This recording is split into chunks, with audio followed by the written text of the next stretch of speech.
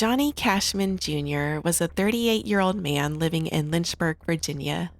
He lived alone at his modest apartment on Kemper Street and did have some struggles in his life, those struggles being alcoholism, anxiety, and bipolar disorder. However, in spite of these issues, he was described as having a big heart and was incredibly close to his family, especially his parents and his sister. And although his parents and sister lived in Maine while Johnny lived in Virginia, they made sure to text or call every day.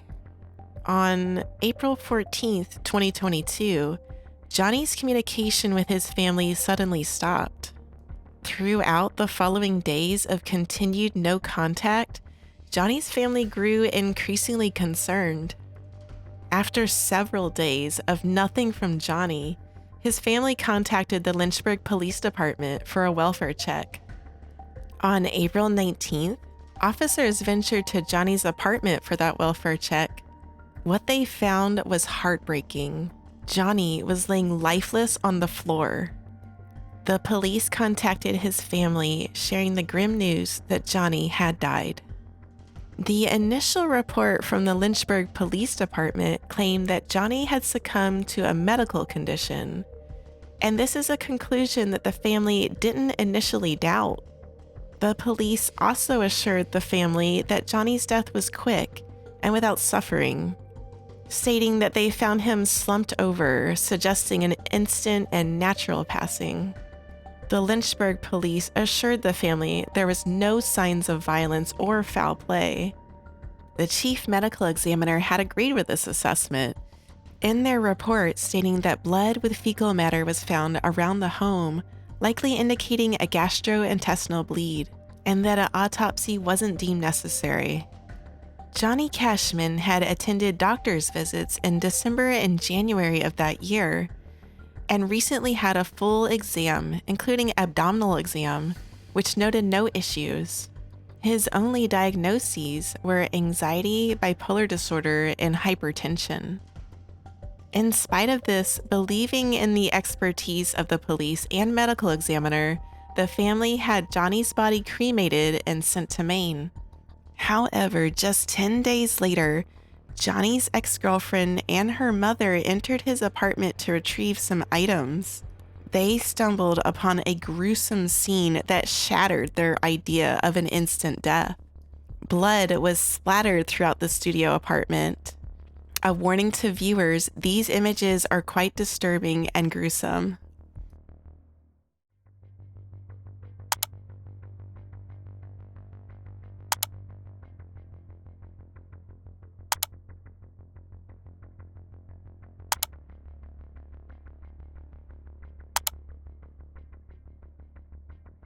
Distraught and disturbed, the ex-girlfriend and her mom left the apartment and just by chance happened to run into Johnny's neighbor as they were leaving. They described the scene that they had just witnessed to the neighbor, who then offered to go through the video surveillance footage from their doorbell camera. The video revealed Johnny's seemingly healthy entrance into his apartment. Here he is, striding up the stairs and entering his apartment, appearing to be in relatively good health and not stumbling or under the influence. He enters his apartment, and a minute or so later, shouting is picked up by the video camera's microphone that is still recording. Oh, dude, what the fuck? Stop, what are you doing? Yo, what the fuck, dude?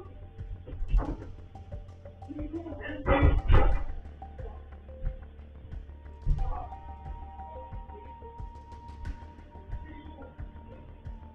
What are you doing, man?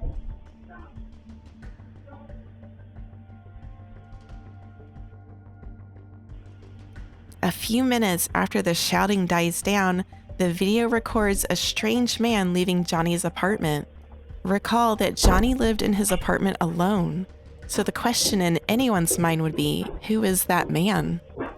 The man starts to head down the stairs. He then stops and walks back up the stairs. He wipes the front door handle to Johnny's apartment with his sleeve, and then he leaves. After this mysterious stranger leaves, the video picks up the voice of someone, one could only assume it was Johnny, calling for help. Help! Help! Help! Horrified, the ex-girlfriend sent this information to Sarah, Johnny Cashman's sister. The chilling videos raise questions about the initial explanation from the police. The neighbor confirmed to a news station that the police requested the videos from the doorbell surveillance camera as evidence. Johnny's sister Sarah tried to get answers from the police, but was met with resistance. She called and left voicemails for investigators, desperately seeking clarity about the mysterious man and the shouting. When a callback finally came, the detective attempted to clarify the situation, mentioning a medical emergency instead of the previously implied quick death, a medical emergency involving vomiting and bleeding. The news station ABC 13 reported that Sarah was only able to record a portion of her phone call with the investigator. In the phone call, she states, "Yeah, the problem is you told us up front that it was natural causes, and so we had the body cremated, and now there is no evidence." With the detective responding, what I was trying to convey was that it was a medical emergency, and I was talking to your mom, and I tried to clarify what I said originally and explain what I meant by the medical emergency being vomiting blood everywhere uncontrollably. The story took another turn when the police sought the public's help to identify the man seen leaving Johnny's apartment just before his supposed medically related death. The man was later identified as Stephen Church. In May 2022, police put out a bid for the public's help in locating Stephen Church, as clearly he was the last person to see Johnny Cashman Jr. alive. Later that month, police were finally able to locate Stephen Church in Nashville, Tennessee. He was cooperative with detectives, and he provided to police a statement outlining the events that preceded Johnny's death. Here is a summary of what Church told the police. Stephen said that he had been staying at Cashman's place for around 3 days. He mentioned that Cashman was drunk that day, and they did have an argument, but it did not involve any physical fighting. According to Church, Cashman was still drunk when he left, but he seemed okay. Church explained that he cleaned the fingerprints off the door handle before leaving, stating that he was worried about being accused of trespassing due to his past criminal history.